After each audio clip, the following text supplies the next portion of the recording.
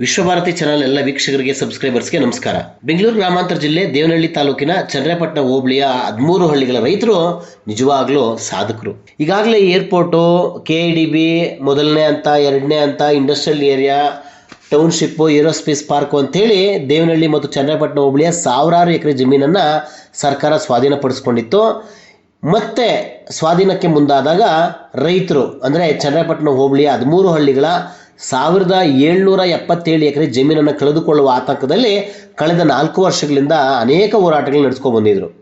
BJP ಸರ್ಕಾರ, ಕಾಂಗ್ರೆಸ್ ಸರ್ಕಾರ ಅಂತ ಲೆಕ್ಕಿಸದೆ ಎಲ್ಲ ಸರ್ಕಾರಗಳ ವಿರುದ್ಧ ಹೋರಾಟ ಮಾಡಿದ ಹಿನ್ನೆಲೆ ಈಗ ರೈತರಿಗೆ ಜಯ ಸಿಕ್ಕಿದೆ. ರೈತ ಹೋರಾಟಕ್ಕೆ ಮಾಡಿದಂತಹ ಸರ್ಕಾರ ಭೂ ಸ್ವಾಧೀನವನ್ನು ಕೈಬಿಟ್ಟಿದೆ. ಈ ಹಿನ್ನೆಲೆಯಲ್ಲಿ ಇಂದು ಭೂಮಿ ಹಬ್ಬವನ್ನು ಈ ಭಾಗದ ರೈತರು ಆಚರಿಸಿ, ಸಂಭ್ರಮಿಸಿ, ಕುಣಿದು, ಕುಪ್ಪಳಿಸಿ ಭರ್ಜರಿ ಬಾಡೂಟದ ರುಚಿಯನ್ನು ಸವಿದಿದ್ದಾರೆ. ಬನ್ನಿ, ಈ ಬಗ್ಗೆ ಒಂದು ಸುದ್ದಿ ಇದೆ, ನೋಡೋಣ.